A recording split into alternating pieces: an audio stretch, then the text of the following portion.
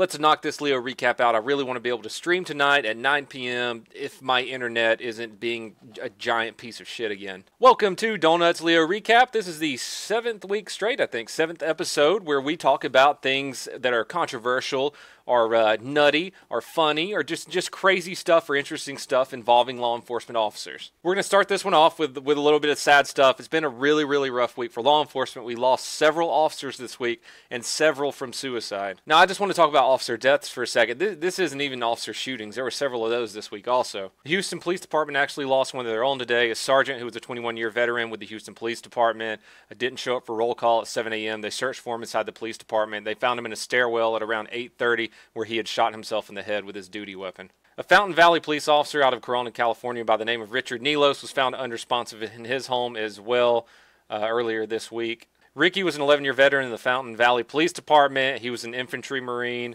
very well-rounded and dedicated officer. Looks like he was on the SWAT team and a bunch of other special units. Yesterday, on Thursday, the Rolesville, North Carolina Police Chief Bobby Langston II was found dead from a self-inflicted gunshot wound in his home. News reports say that Chief Langston was admired and respected by the town of Rolesville mayor, board of commissioners, staff, citizens, and businesses. As you can see, it doesn't matter if you're a sergeant, if you just started the police department, or if you're a chief. The pressure weighs on everyone. On top of the suicides and our other officer deaths, there were several other officers that were killed this week or wounded from chasing a suspect, getting into a collision, or from being shot. I just want to remind everyone there's always help out there if you're feeling down.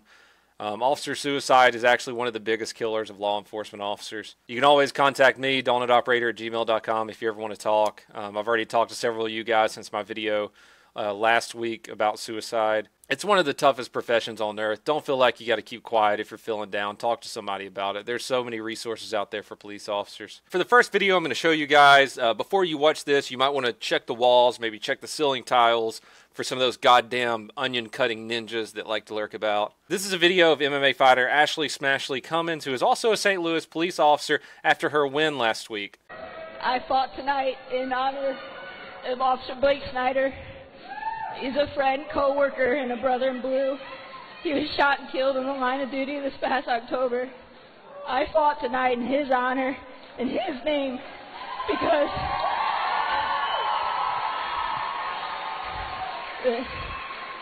a hero remembered never dies. He's a hero.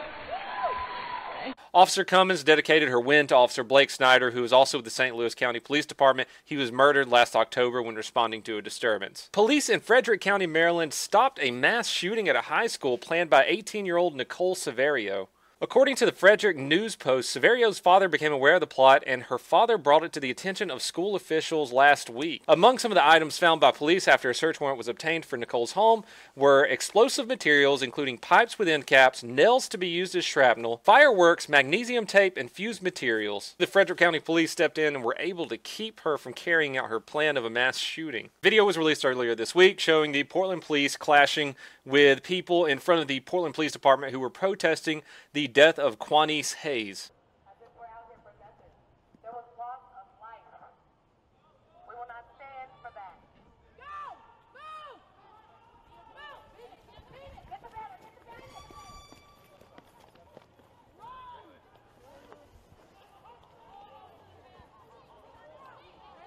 Quanice Hayes was high on various drugs when he was contacted by police as the suspect in an armed robbery. When police came into contact with Hayes, they had him get on his knees. He reached for the back of his waistband as officers repeatedly ordered him to keep his hands away from his waist. He then reached for the front of his waistband, and Officer Andrew Hurst fatally shot him with an AR-15. They found a gun near his body, and it was later determined that it was an airsoft gun with the orange tip taken off. The protesters, who were laying in the middle of the road, didn't stick around for very long after the police showed up.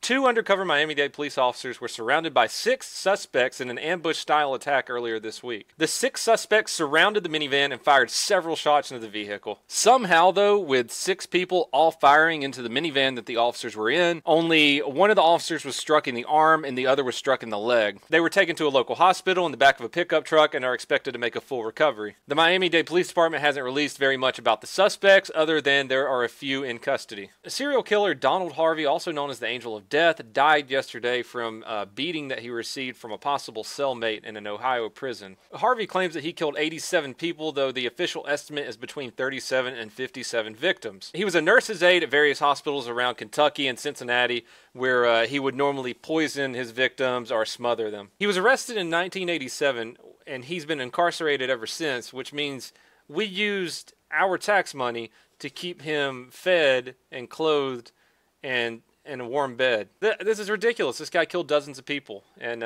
we kept him alive for 30 years. This is a reason why I fully support capital punishment for some people. Police have arrested 10 students at the Lavernia High School in Lavernia, Texas this week for some pretty weird shit. The students were arrested for holding other kids down in the locker room and shoving Coke bottles, deodorant bottles, steel pipes, baseball bats, and broomsticks up their asses. I don't know what the big deal is. I mean, when I was a kid, we'd shove things up each other's butts all the time. I'd be like, hey, Johnny, you know it'd be fun if Mikey walked in here and we just put a Coke bottle in his butt.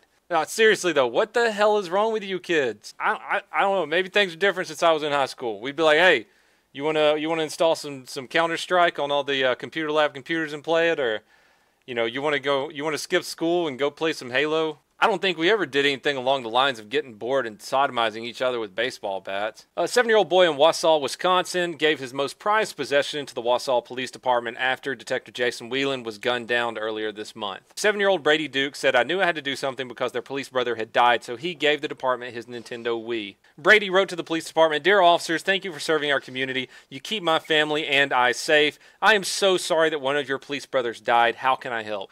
That is freaking awesome. That is good parenting right there. You can see that his parents are raising him right and telling him that the police are here to help you, that they're not here to gun you down or any of that other garbage that we've talked about here on this channel before. Guys, that'll be it for this Donuts Leo recap. This was episode 7. Thank you so much for watching. Make sure to check out my other videos from this week. We talked about Antifa shutting down a Trump march and also getting their asses kicked in Huntington Beach, California. I told some really morbid stories in my suicide video. Mandy and I discussed the different uses of the word asshole. We talked about a 14-year-old girl being tased by a police officer off of a lunch table. I made a video explaining the stand your ground and castle doctrine. And yesterday we watched Catfish Cooley drink way too much. Like I said at the first of this video, if you're having some difficulties in your life and you need to talk to someone, I wouldn't mind talking to you. There's so many other people out there that could help you. If you're a police officer and you're feeling down, there's so many freaking resources out there that can help you. Everyone, this is Donut. I'm going to try to stream tonight, but please, I want everybody to have an amazing weekend.